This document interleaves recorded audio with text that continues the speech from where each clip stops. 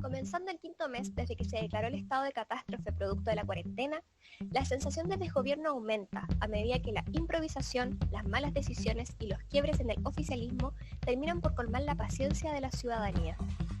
Los cacerolazos volvieron de las principales ciudades del país, primero el martes 14 de julio para presionar por la aprobación del proyecto que permite el retiro del 10% de las cotizaciones de las AFP, y luego el miércoles 15 para celebrar el resultado obtenido en la Cámara de Diputados. Si bien el gobierno se jugó todas sus cartas para evitar que se obtuvieran los 3/5 necesarios para que el proyecto avance hacia el Senado, lo cierto es que varios diputados de la derecha terminaron votando con la oposición, permitiendo así que la iniciativa siga su trámite legislativo. A esto se suma el hecho de que ya 4 senadores de Chile Vamos han anunciado también su respaldo al retiro anticipado de los fondos previsionales. Si esto ocurre, el resultado podría ser histórico, dando lugar a un desmoronamiento progresivo del sistema de AFPs. Esta noticia es particularmente alentadora, a pocas semanas ya de que se reinicie la campaña por el plebiscito de octubre, que permitirá ir dejando atrás la constitución de la dictadura.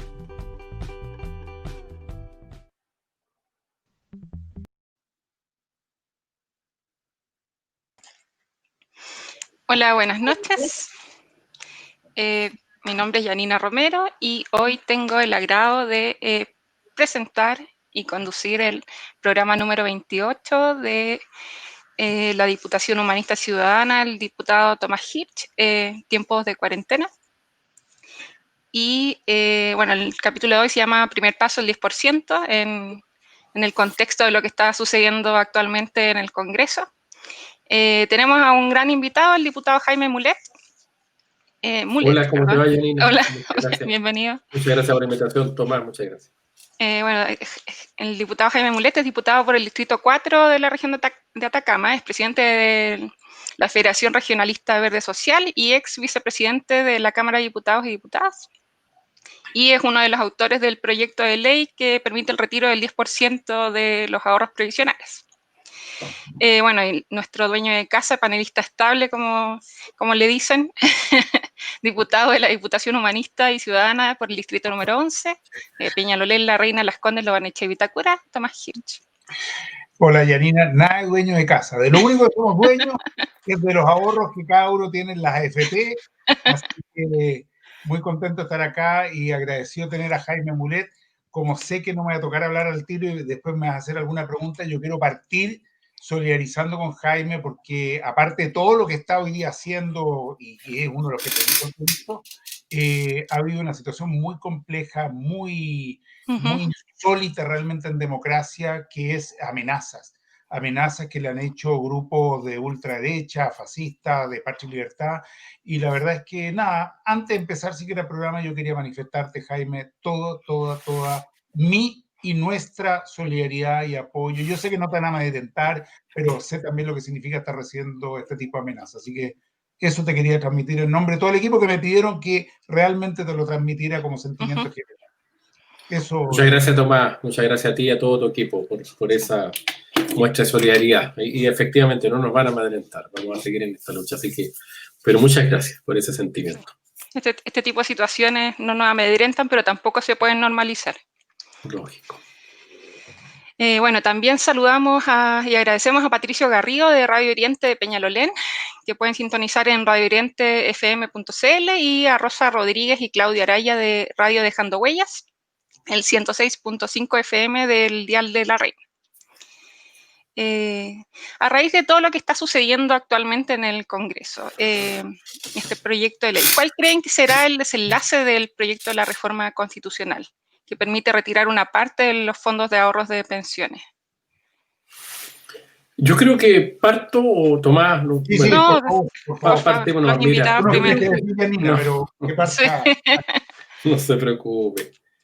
Yo soy optimista, fíjate. Este proyecto partió, lo presentamos el 20 de abril como reforma constitucional, se demoró, está rentable, en fin, pero entró y ha generado un respaldo ciudadano inusitado. Este es un proyecto que yo digo un proyecto del pueblo, la verdad, porque es la gente, sobre todo en los medios independientes, como digamos, las redes sociales, en fin, las radios independientes, pues los medios tradicionales, Mercurio, el Tercero y canales tradicionales, obviamente nunca le dieron importancia, más bien llevaron a todos los adversarios a los programas, los pocos programas que hacen donde puede hablarse de aspectos políticos. Me invitaron a mí, por ejemplo, a un programa recién cuando se aprobó. Entonces, creo que va con mucha fuerza, con un sustrato de un tremendo apoyo social, que incluso alineó, cosa que no había ocurrido hace mucho tiempo, a la oposición completamente a la Cámara de Diputados, y logró el apoyo de ciertos senadores de la derecha, de ciertos diputados de la derecha. Y hoy día está ocurriendo más o menos lo mismo en el Senado. Ya hay 4 o 5 senadores que han manifestado de oposición de gobierno su apoyo. Entonces, aparece como altamente probable que termine bien el 10%. Creo que no va a haber veto presidencial. Es muy complejo al presidente llevar un veto. Creo que incluso en el Senado podrían darse 30 votos, 31, así como va, lo que puede implicar que se tenga el quórum necesario para empatar el veto del presidente, para hacerlo retroceder, que se requiere los 2/3 de los votos.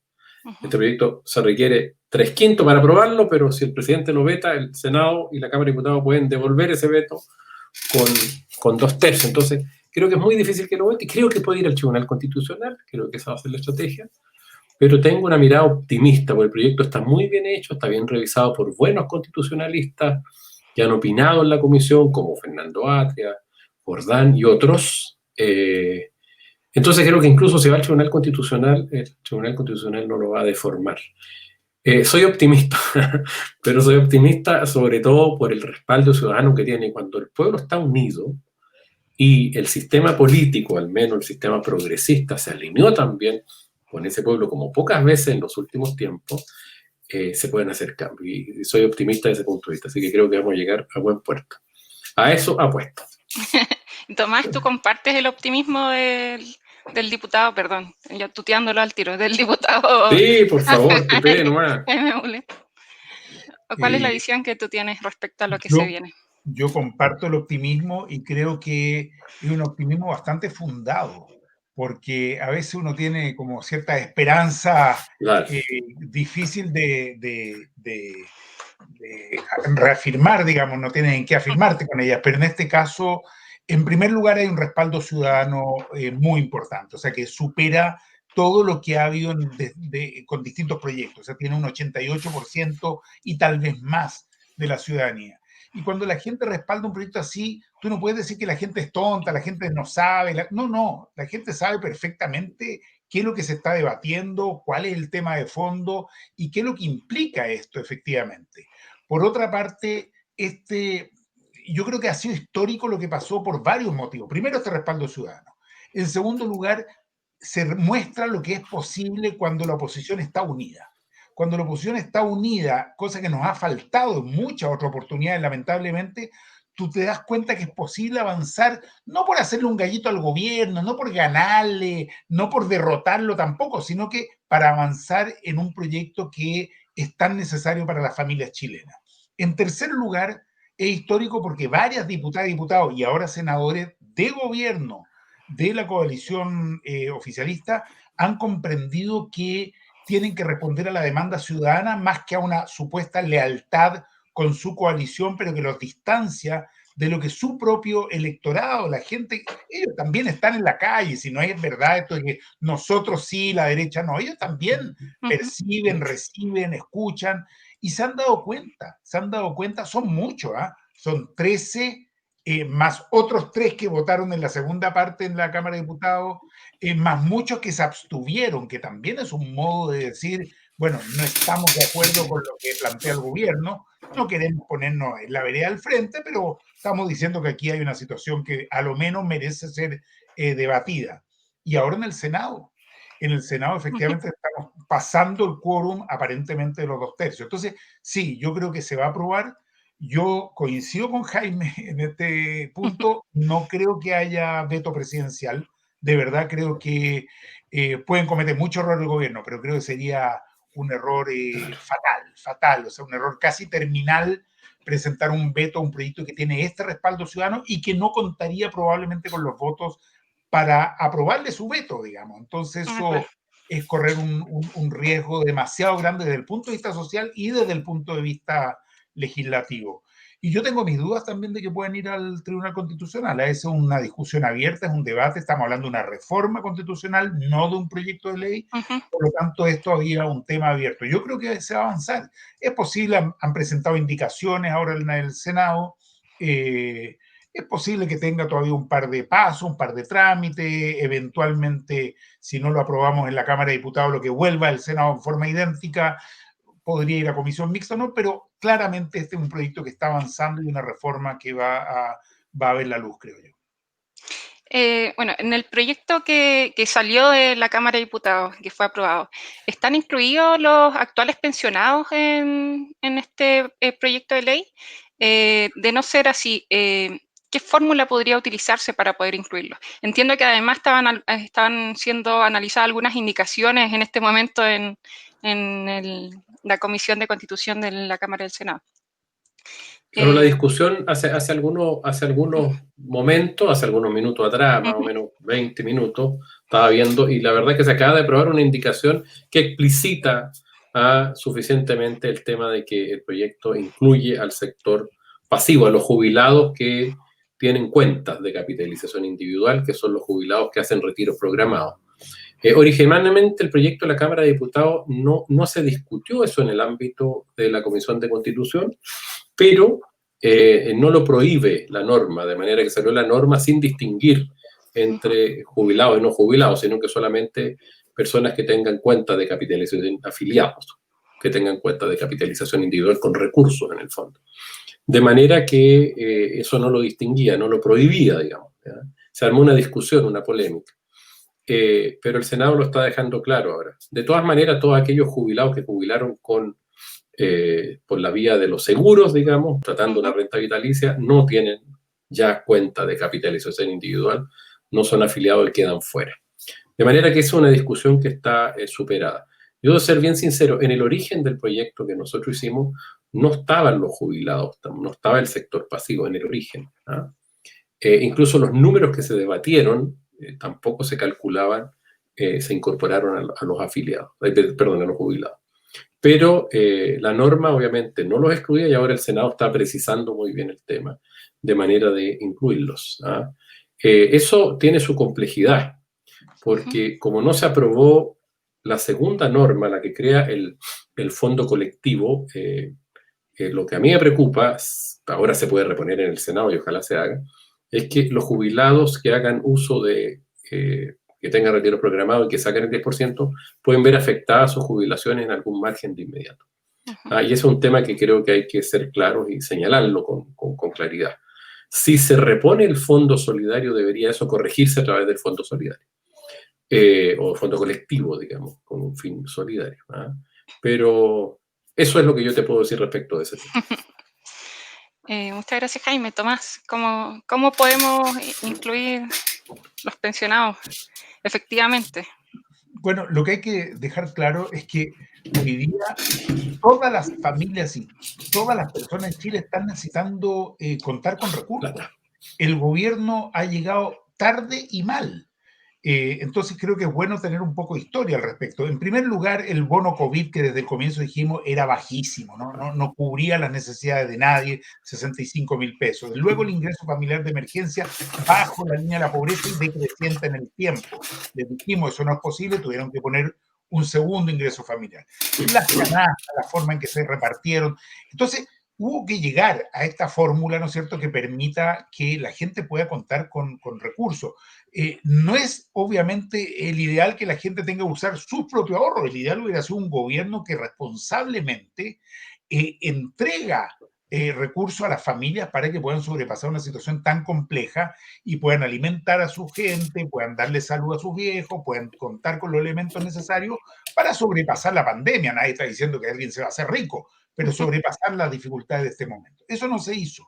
Esperamos, tal como dice Jaime, el proyecto lo presentaron en abril. Hay muchos que creen que esto se acaba de presentar. No, lo presentaron en abril y yo creo que ellos fueron tremendamente responsables en el sentido de decir, vamos a esperar efectivamente a ver si hay una respuesta del gobierno que haga que no tengan que utilizar su ahorro. Pero bueno, no llegó y efectivamente esta es una fórmula. Entonces uno dice, sí, hay gente que queda afuera. ¿Qué pasa con los que no cotizan? Está bien, te queda gente afuera, pero por lo menos puede llegar a muchos millones. Yo creo que son 10,8 millones Claro. los que están afiliados. A mí me parece que los jubilados por el sistema de AFP están en la definición de afiliado. Este proyecto habla, la reforma habla de que los afiliados podrán retirar. Yo la estuve revisando y el afiliado es aquel que tiene una relación con las AFP y por lo tanto aquel que está pensionado, recibiendo una pensión, debería estar plenamente incorporado. Plenamente incorporado, y eso es importante, creo, pelearla porque es así, no veo ningún motivo para que queden fuera. Respecto de los que están en un seguro, efectivamente ahí hay una situación distinta porque dejaron de tener una relación con la AFP.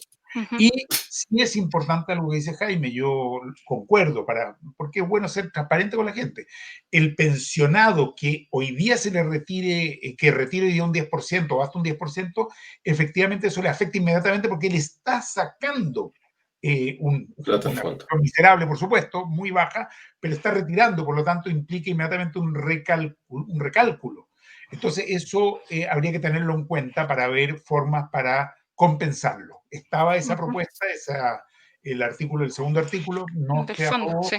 Pero si se repone en el Senado se resolvería este tema, y si no, habría que buscar alguna fórmula que permita cubrir esa baja eventual que se les pudiera producir.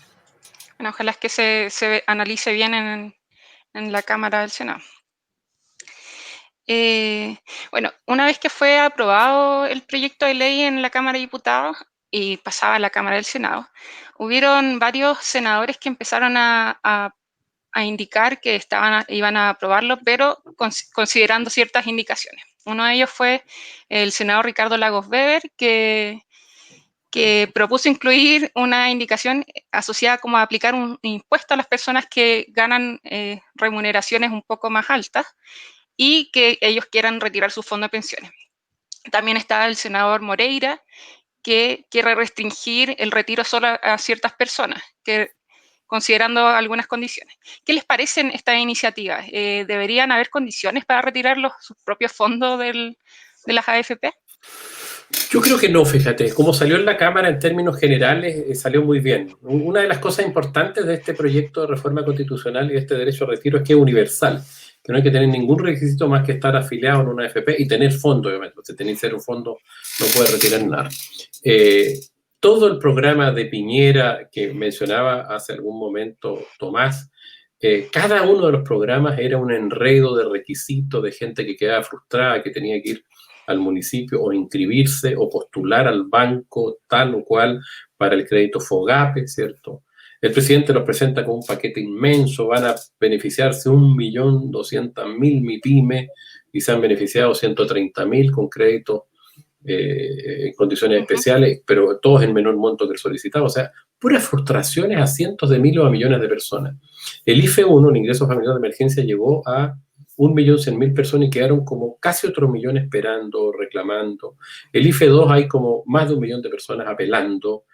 Todo así, todo lo de este gobierno es así, con letras chicas, derechamente con falsedades, pues se hacen unas afirmaciones y trata el gobierno, particularmente el presidente, de, yo no sé, intentar generar una situación distinta de la realidad, digamos, que es en cada uno de sus paquetes de ayuda. Incluso el de la clase media, con el que intentan bajar los votos de las personas que nos estaban apoyando, digamos, particularmente la derecha, lo que hacen el día antes, que terminó por meternos más respaldo, porque igual iba que el 70%, que el 30%, que si usted disminuyó, que se tuvo un promedio de 500.000 por una... ¡Oh, enreo! Y entre los 401, claro, y el de 500 y el de 490, entonces es una situación absurda. Desde abril se le planteó al gobierno, la necesidad, y en marzo, por ejemplo, Gonzalo Magner y otros economistas, miren, otorgue derechamente un ingreso mínimo por familia, otra cifra de 400.000, se habló 500.000, que sea cualquier persona con una mera declaración jurada que vio se está afectada por la pandemia, podía retirarlo. Y era la solución. Y los países con mayor conciencia social lo podían hacer. Este señor, Briones, con Piñera detrás, entró en una lógica como de negociación colectiva. Le escuchaba el otro día a alguien y me gustó mucho el concepto. O sea, así como una negociación, yo te doy esto, si tú das esto, y si no, no tengo más, no tengo más margen. Y siempre iba apareciendo más margen si es que tú presionabas. Entonces perdió credibilidad el gobierno también. Bueno, a raíz de eso, yo creo que este proyecto tiene un tremendo apoyo y todas las indicaciones, ¿por qué le hago esta introducción media larga? Porque la indicación de Lagos Weber o la otra que usted señala de Moreira es lo mismo. La gracia de este proyecto y por qué la gente también lo respalda es porque es universal y abierto. Y si quiere retira y si quiere no retira el 10%. Eso es fundamental, que no venga la autoridad o alguien a decirle no, es que si usted gana más de 500, gana más de 1000 o gana más de esto. Además, es un proyecto que va fundamentalmente, bueno, a los 10 millones de afiliados y un poco más, pero que especialmente va a los sectores que no han recibido nada, que la clase media, que son millones de familias que han recibido cero. Y eso de pagar impuestos por retirar 4 millones, mire, piense que hay gente que ganaba, la gente de la clase media un poco más elevada, que ganaba 2 millones, 2 millones y medio, en fin, que tenían mejor situación, tenían una casa, estaban pagando un dividendo, el auto, como cualquier familia, la colegiatura, gente de clases media o media alta, que están en situación dramática también. O sea, se han quedado muchos sin ingresos. Entonces, aplicarle un impuesto hoy día, la verdad es que ¿por qué nos preocupamos de aplicar todos los forados que hay tributarios y que benefician a las grandes empresas? Partiendo con la exención en el impuesto a la ganancia de capital, por ejemplo. Todos los proyectos del gobierno que ha presentado, todos los proyectos, incluso la pandemia, que favorecen a la empresa son exenciones de IVA, exenciones de la ley de impuestos a timbre y estampilla, el costo de la suspensión de los pagos provisionales mensuales, los PPM, son miles de millones de dólares que benefician a grupos pequeños de empresas. Entonces, esto de ir a cobrarle a un profesional o a una persona que gana 2 o 3 millones de pesos y que esté en un tramo que le corresponde pagar impuestos, la verdad es que es absurdo. El proyecto tiene que salir puro y simple, como lo aprobamos en la Cámara. De esa manera le contesto, yo creo que así se va a aprobar. Porque el señor Lagos Weber se retractó de lo que dijo sí, y ahora después se retractó. día que no va a presentar indicaciones porque escuchó, y qué bueno que lo haya hecho, la voz de la ciudadanía, la voz del pueblo, que se le expresó con una fuerza inusitada cuando él hizo esa declaración. Tomás, ¿qué nos puedes comentar tú al respecto de estas iniciativas, estas letras chicas? Lo que pasa es que hemos estado viviendo entre la letra chica durante este último tiempo. Y por eso que efectivamente las ayudas que necesitan las familias en definitiva no le han estado llegando, tal como decía Jaime. Y son números muy grandes. 1 millón de familias en un caso, casi 1 millón de empresas, de pymes que no reciben, ¿no es cierto? O que se les entrega un crédito mucho menor al que podrían acceder. Se dijo que podía ser 3 meses de venta promedio del año pasado. ¿Saben lo que están haciendo los bancos? Le entregan 1 mes de venta por este crédito FOGAPE. Esto hay denuncias concretas. E inmediatamente después le llama el ejecutivo y le ofrece otro crédito, pero ya a tasa comercial, por el resto. Entonces, la verdad es que es una inmoralidad demasiado grande. Toda esta negociación que ha llevado adelante el gobierno que plantea Jaime es sobre todo no entender la situación que se está viviendo. A mí, una de las cosas que más me impacta o me impresiona es hasta qué punto se sigue sin entender. Mira, cuando el ministro Mañalich en un momento dijo, no sabía que habían tantos pobres, no sabía que habían tanto hacinamiento, de algún modo fue un rapto de sinceridad. Todos le dimos duro quizá a él, pero te refleja una realidad muy profunda que hay acá en Chile. Es legítimo y existen desigualdades, gente que gana mucho, gente que gana poco, pero un país que tiene tal distancia en el que no se sabe realmente lo que está pasando, hoy día quienes gobiernan yo creo que entran en esta lógica porque todavía creen que es un problema de, bueno, me están pidiendo pasado para la punta, están tratando de aprovecharse. Fíjate el tipo de argumentos que han habido, la gente va a retirar la plata para meterla en su APB y con eso ganar. Pero por favor, la gente está muy angustiada. El otro día veía un programa en Mentira Verdadera. Ahí estaba el senador Chaguán, había varios otros, y había una profesional joven, una mujer de unos 30, 40 años, no sé cuánto en día, y contaba su caso. Y si bien siempre los casos son casos particulares, yo creo que reflejaba muy bien una realidad. Y decía, mira, yo era una profesional, lo clásico, viajaba, tenía deuda hipotecaria, me había comprado un auto, ganaba 1.600.000, 1.700.000 en una compañía de seguro. ¿Qué cesante? No ganó un peso, ni uno, cero. No aplico en esto que planteó el gobierno de clase media, porque hasta 1,5 millones estoy en 1,6 millones. No aplico en nada, no me ha llegado nada. Los créditos hipotecarios es verdad que me los postergaron 3 meses, pero ya se me acabaron. Ahora en julio tengo que pagar. Entonces, ¿qué hago? Decía, tuve que pasar, estaba separada ella, a uno de mis hijos que se fuera con el papá, pero que no era lo que yo quería. Entonces, son situaciones, detrás de cada caso hay una situación muy dramática. Y esto se te multiplica por 1.000.000. O sea, no está hablando de un par de personas. Yo lo veo acá en el distrito nuestro. Y perdona que meta a nuestro distrito, pero uno dice, la zona oriente, Santiago, el barrio alto, Las Condes, Vitacura, Loarnechea. La realidad que hay, no te imaginas la cantidad de profesores jubilados, la cantidad de profesionales que se quedaron cesantes, ni hablar de las situaciones en Peñalolén, en Loermía, La Faena, San Luis de Macul, donde hay una pobreza dramática. Y yo te digo, a mí no me gusta exagerar, pero cuando te digo que hay gente que hoy día tiene hambre, que no está teniendo lo necesario para comer, que están a punta de ollas comunes, comprando juntos y una serie de otras iniciativas, los bingos que se han multiplicado, tú dices, acá hay una situación muy seria, muy dramática, y a mí me ha impactado mucho el gobierno. El ministro Brioni, que parecía como tan simpático al comienzo, tan relajado, ha mostrado yo no sé cuál es la palabra, pero por lo menos una incomprensión muy grande de lo que está sufriendo hoy día la familia chilena. Entonces, este proyecto no le va a resolver todos los problemas a la familia, seamos reclaros también. Pero es una posibilidad concreta, rápida, simple, poco burocrática, sin letra chica. Pucha, son varias las características que tiene, que le permiten a las familias acceder rápidamente. ¿En qué lo va a ocupar la gente?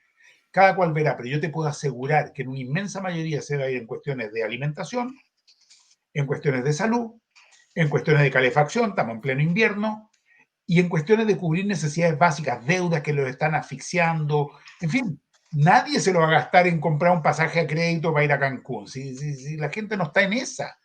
Entonces, que además pretendan sacarle con impuestos, francamente, después de lo que ha explicado Jaime, que la cantidad de beneficios que ha habido para la empresa, me parece absolutamente inaceptable. Y por último, te quiero decir una cosa. Esto que el gobierno diga que va a afectar tanto las pensiones, oye, cuando caen drásticamente los fondos, como pasó en marzo, que se pierden decenas de miles de millones de dólares en un día, ahí el gobierno no dice nada, dice, mira, hay que esperar, tranquilo, que ya va a pasar.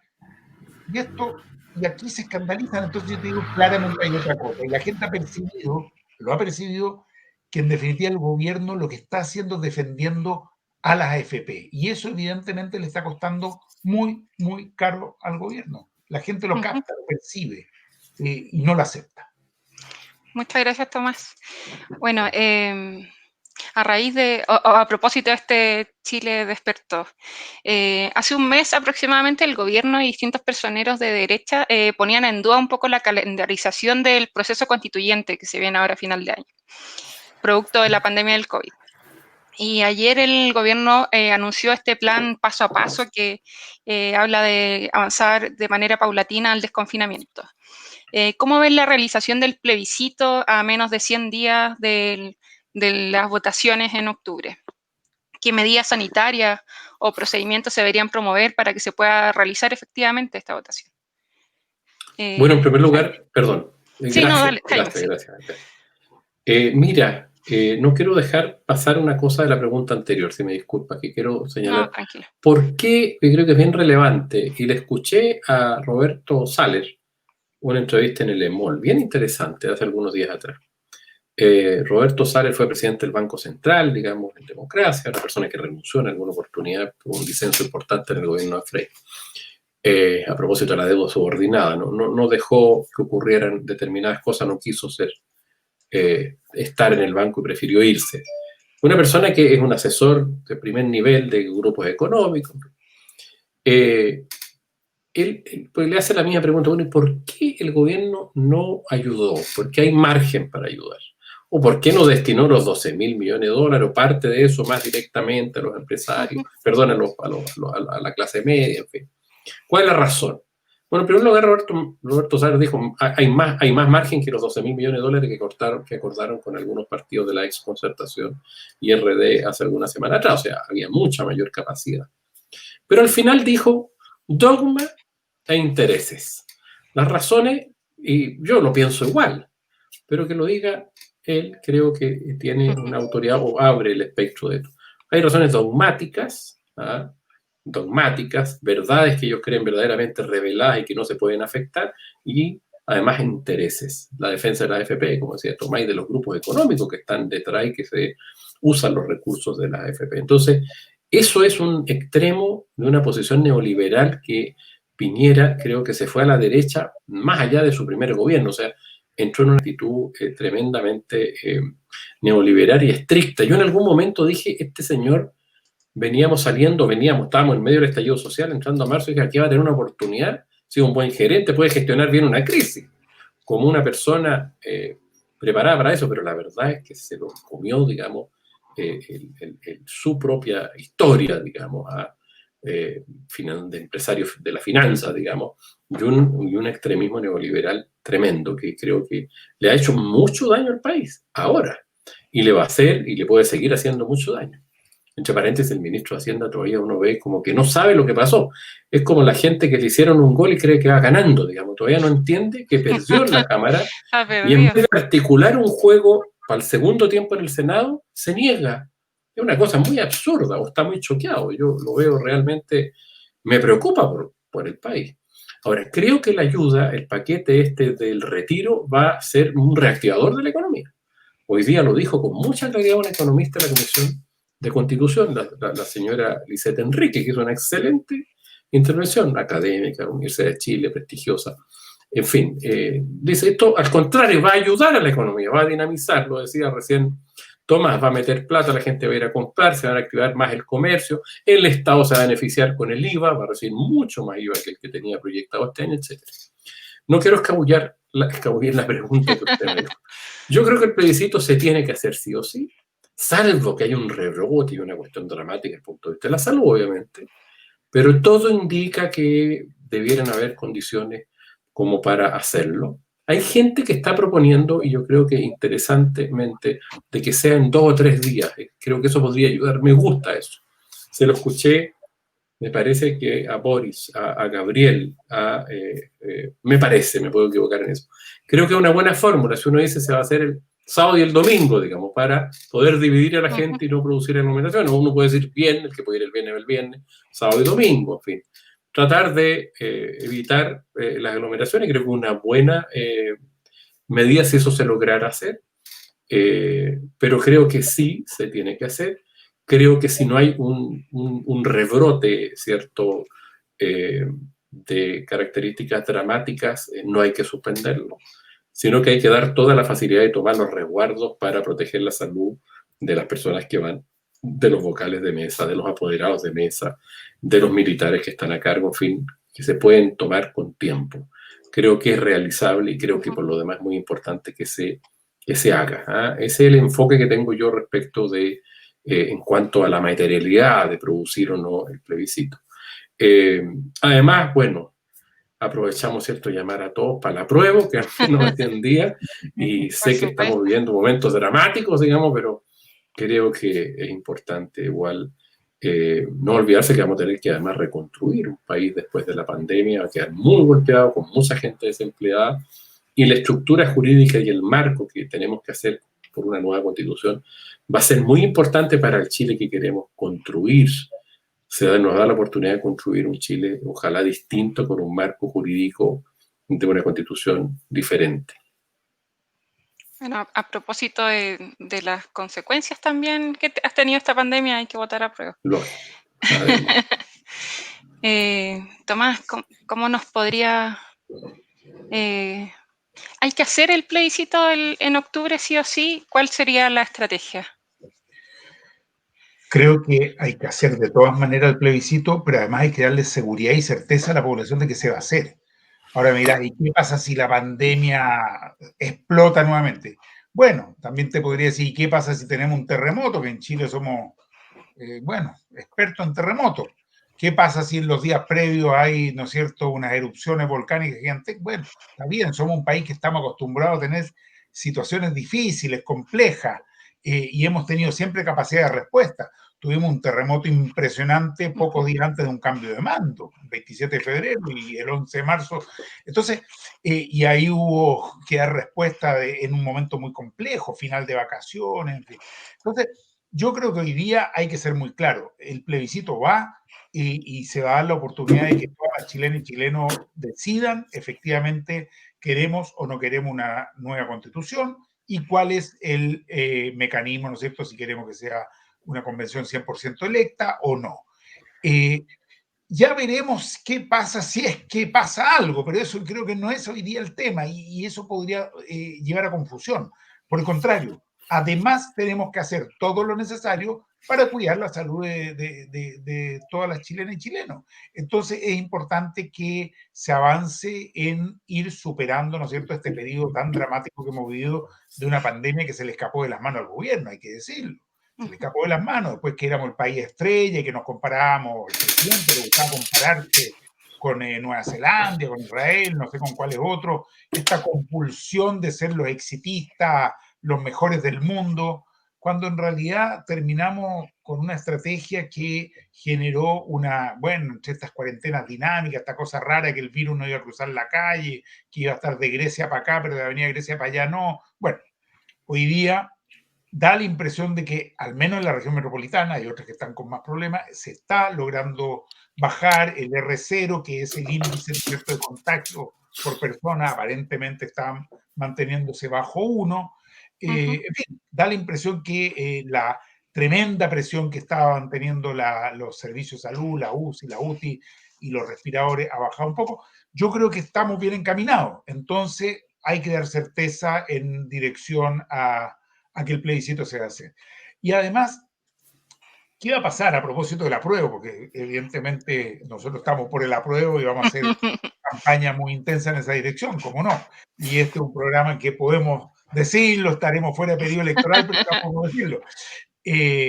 Yo creo que la pandemia y la forma en que se ha enfocado todas las políticas de gobierno han ratificado a una inmensa mayoría que es importante una constitución que sea garante de derechos.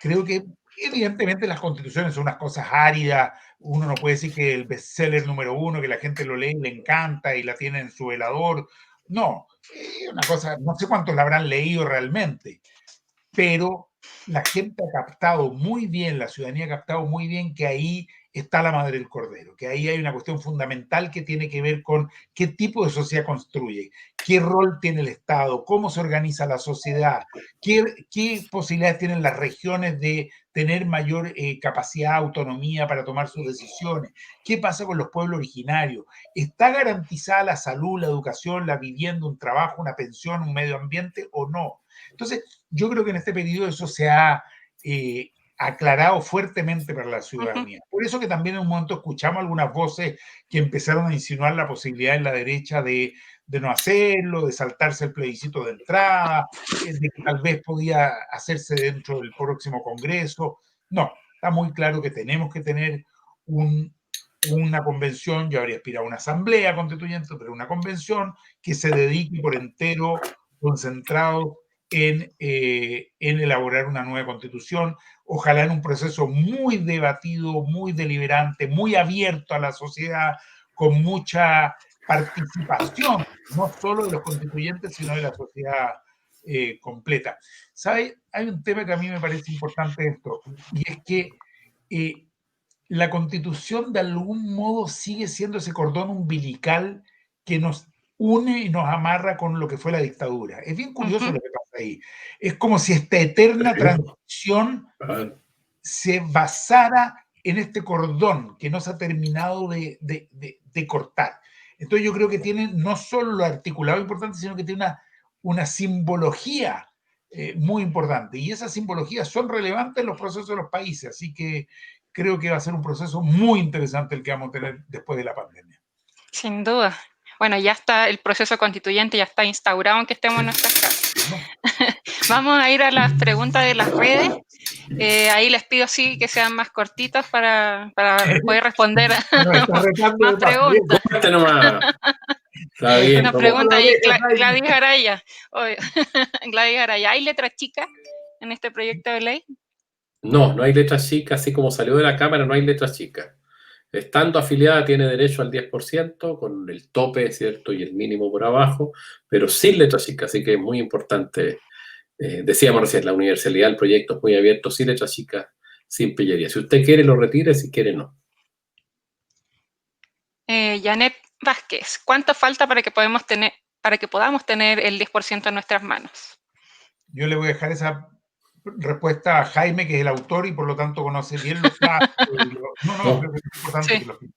No, está bien, gracias. Mire, lo está ahora votando el Senado. Es difícil dar plazos fijos, digamos, porque no los tiene, de hecho, el Senado. Yo creo que si sale todo bien y no se recurre al Tribunal Constitucional, ni el presidente lo veta, que creo que es muy difícil que lo veta, esta ley podría ya estar y ver la luz en unos 10 días más. 10, 15 días más. El Senado está actuando muy rápido, lo van a votar el próximo miércoles. Si va con modificaciones puede volver a la Cámara muy rápido y esto se puede hacer de aquí al viernes incluso. O doy una semana más de margen. De manera que yo calculo que en 10 días más podría ser ley, y considerando que no vaya, que el presidente la promulgue rápido, puede hacerlo, y que no vaya al Tribunal Constitucional. Y de manera que hay 10 días más para poder empezar a recibir el dinero. Si es que va todo rápido, si es que la aprueba el Senado, y si es que no hay recurso al Tribunal Constitucional ni veto. Así que puede ser muy rápido. O sea, mitad de agosto probablemente podría estar. Yo me acuerdo una pregunta ahí, Jaime.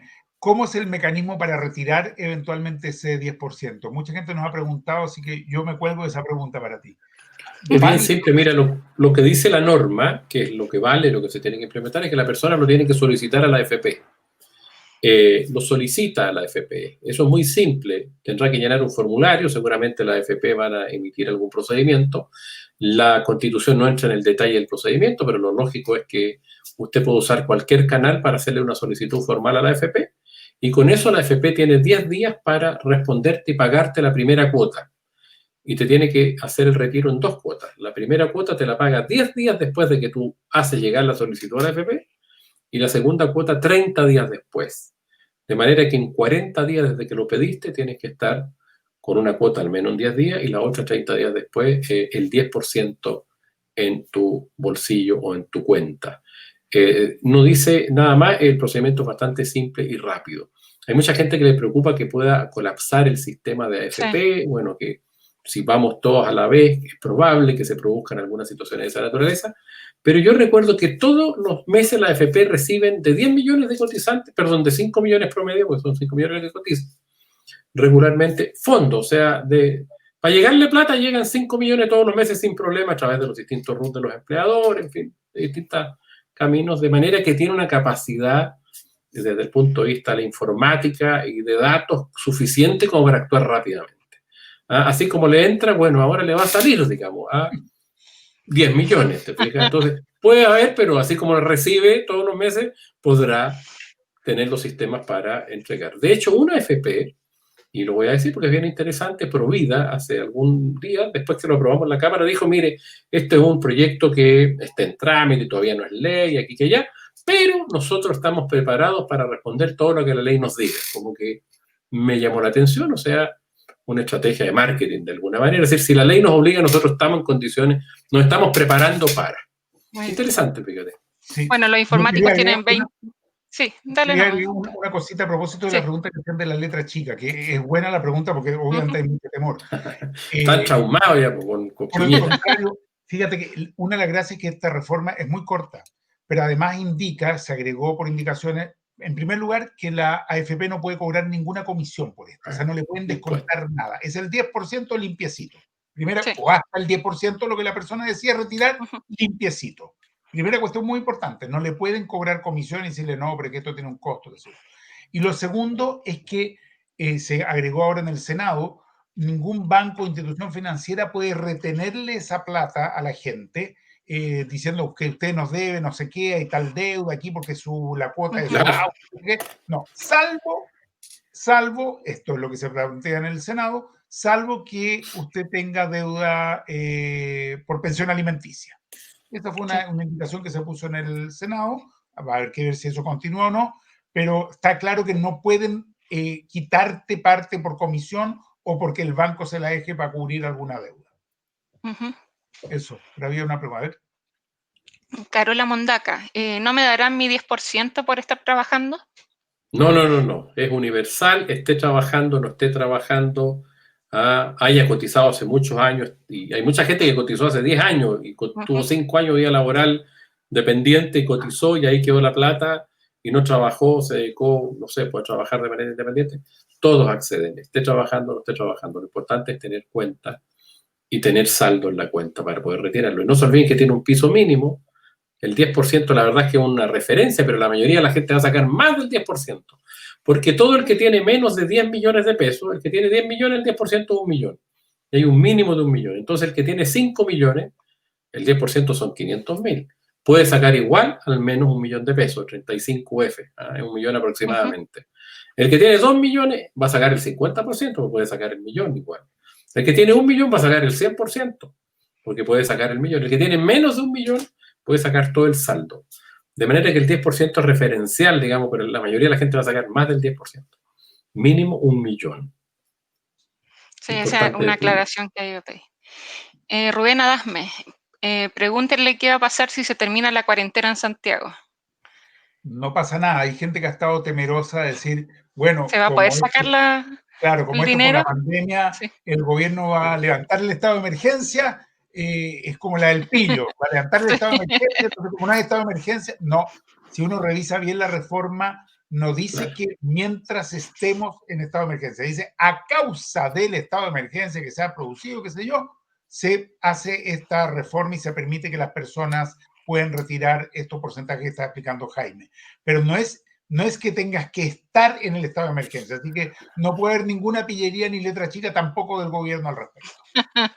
Mucha gente preguntó eso, a mí mucha gente me lo preguntó, corrió una grabación, un audio. Doménica Musela, ¿existe algún proyecto o como oposición se está pensando en hacer una reforma al sistema de fondo de pensiones?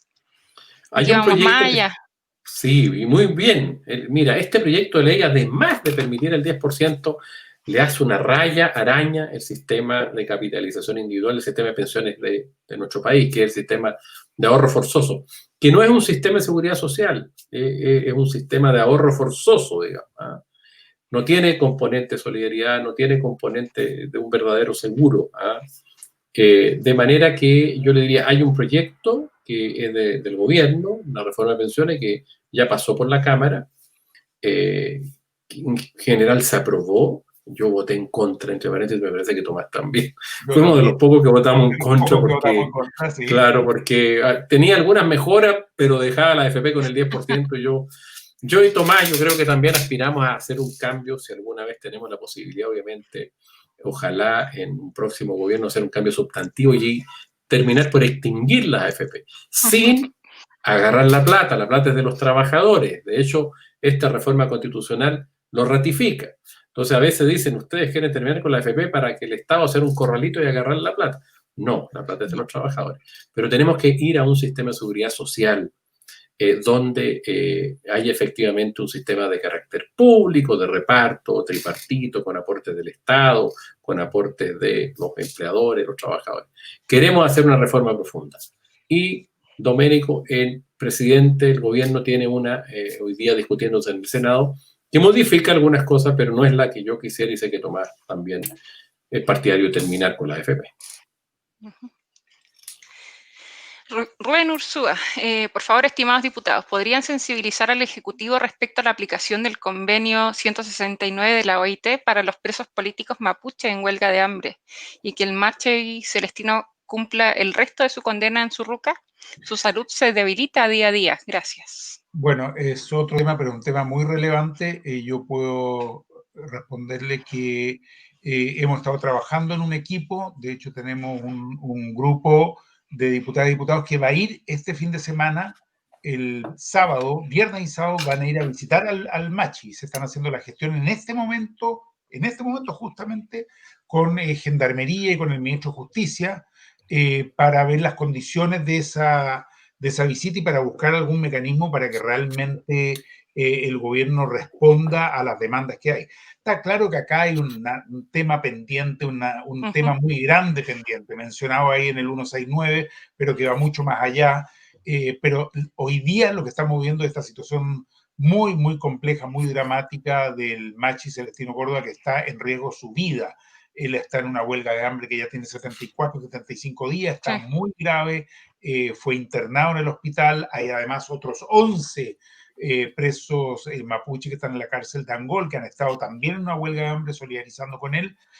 Así que lo que sí quiero decirle es que estamos en este momento muy involucrados. Va a ir la diputada Emilia Nullado, el diputado Ricardo Celis, no me lo sé todo, pero va a ir un grupo de diputadas y diputados el fin de semana, justamente para ver cómo poder colaborar en resolver esta situación que es tan, tan dramática. Yo no puedo dejar de decir algo, fíjate, porque precisamente ayer tuvimos una reunión con la Federación Regionalista, nuestro partido del Gualmapu, donde estamos constituidos también, y precisamente para abordar el tema, y estamos haciendo gestiones. Me pidieron también hacer gestiones a propósito de reunirse con el ministro de Justicia. Y obviamente estamos todos bien sensibilizados en este tema, por lo menos los regionalistas nos interesa mucho abordar el tema con mucha seriedad, producto de un tema que se arrastra durante muchos años, bueno, y durante siglos, si uno quiere ir más allá al fondo. Y tenemos una propuesta y estamos trabajando activamente en ello. No es hoy día, ¿cierto?, el tema de esta reunión, pero creo que es muy relevante decirlo. Y este es un tema de carácter nacional. Esta huelga de hambre, que lo que buscan además son condiciones, no están pidiendo ni siquiera que los dejen en libertad, están pidiendo condiciones dignas, dignas como hombres, digamos, no solo como mapuches, sino que como hombres para poder evitar y tener una situación de privación de libertad humanitaria, decente, ya que hay posibilidades de contagio de COVID, hay una serie de temas que no necesariamente son las reivindicaciones históricas las que están, sino que condiciones mínimas para poder llevar sus penas de cárcel con una dignidad mínima. Así que hay un tema bien profundo y bien complejo. Sí. Oscar Gongarri. Gracias, señor Mulet, por la defensa que ya ha hecho del pueblo chileno. Debería ser humanista. Bueno, yo soy humanista, pero no el partido humanista, no el movimiento humanista, pero soy una persona humanista. Pone al hombre, ¿cierto?, como eje esencial en toda mi visión que tengo de la política y de la vida. En fin. Así que yo creo que compartimos el humanismo. Y yo respeto mucho, obviamente, el movimiento humanista, el cual Tomás lleva muchos años, toda su vida política ha estado allí, y lo valoro mucho, digamos, que han hecho un testimonio desde la recuperación de la democracia al menos, muy interesante y muy consecuente, por eso lo respeto mucho. Gracias, pero no era galletea. No. Fue alguien de verdad que... Me imagino. Está muy bien. Muchas gracias. Muchas gracias, Jaime. Muchas gracias, Tomás, por el gran programa y explicarnos y aclararnos todas estas dudas que todos tenemos, porque es un proyecto que, si bien se presentó en abril, hace poco salió a la luz y fue conocido por todos. No sé si Tomás tiene alguna reflexión final, o Tomás y Jaime. Muy bien. Por mi lado, en primer lugar, agradecerle a Jaime por haber estado con nosotros, haber compartido y contarnos un poco más sobre este proyecto y sobre las posibilidades que abre. Y a quienes nos están siguiendo, decirles que creo que estamos viviendo un momento muy, muy importante. Nosotros estamos en el Congreso tratando de realmente responder a una necesidad de las familias chilenas. Yo sé que muchas veces se ha hablado tan mal del Congreso, hay tanta mala fama, pero la verdad, y yo soy de los que también los criticaba y pelaba mucho, tengo que reconocerlo, pero yo he visto en estos 2 años que estoy en la Cámara de Diputados que hay hombres y mujeres que realmente se la están jugando porque las familias chilenas puedan vivir en mejores condiciones, porque puedan tener más dignidad. Y esta reforma constitucional, que ha presentado Jaime Mulet junto a otras diputadas y diputados de la Federación Regionalista Verde, yo creo que es uno de esos momentos en que nos encontramos con una propuesta que va claramente en dirección a colaborar, a contribuir a que las familias puedan estar en un poco mejor condición, dadas todas las grandes dificultades que se están viviendo, tanto de salud como sobre todo sociales. Así que creo que es un momento muy importante, pero no basta con la institucionalidad, no basta con lo que se haga en el Congreso. Acá es fundamental fortalecer la organización social y también la capacidad de movilización no violenta que ha sido importante para despertar conciencia y para que se entienda que hay que dar respuesta a las demandas de nuestra ciudadanía. Así que eso, y agradecer. Muy bien, yo les doy las gracias, la verdad. Muchas gracias, Tomás, por la invitación, Janina, por la entrevista. Creo que estamos dando un paso bien significativo, muy significativo, la verdad. Yo creo que este proyecto es un proyecto que al final está apoyando una inmensa mayoría de chilenos y chilenas, y eso es lo que lo ha hecho viable. Y ese apoyo tan decidido es lo que permitió también ordenar a toda la oposición y a algunos militantes de la derecha, diputados y senadores, para poder pasar hacia adelante. Ya pasó la Cámara, estamos en plena discusión en el Senado, pero creo que el respaldo del pueblo. Entonces yo les pediría a los que estén, obviamente, oyendo, escuchando este programa, que nos mantengamos muy activos hasta que no vayan a retirar el 10%. Hay que estar activos en las redes sociales, en los programas, en los medios independientes como esto que hoy día podemos hacer y divulgar, y manteniéndose firme, porque eso es lo que movilizó, eso es lo que hizo cambiar de opinión a muchos, y eso es lo que tenemos que hacer en muchos otros temas para transformar Chile y hacer esos cambios profundos que muchos de nosotros que nos estamos visualizando y conociendo más a fondo en la Cámara de Diputados, yo diría que ya somos unos 20, unos 30, que estamos bien decididos con la idea de y con el propósito de hacer esos cambios que han esperado tanto tiempo. Y tenemos que obviamente unirnos con otros para hacer la mayoría, como ha ocurrido ahora. Así que muchas gracias. Y seguimos la lucha. Muchas gracias. Gracias por vernos, y el jueves hay un siguiente capítulo, ¿no? Así es. Gracias a ti, Janina, y como siempre a todo el equipo, para Flavio, Álvaro, Danilo, Sí, Mendoza, aquí hay mucha gente detrás. Es imposible, así que, y sobre todo a ti. Gracias. Bueno, abajo están pasando. Jaime, Doménica. Chao, chao. Chao, muchas Chao, gracias. que estén bien. Nos vemos mañana. Álvaro, nos vemos en la escuela.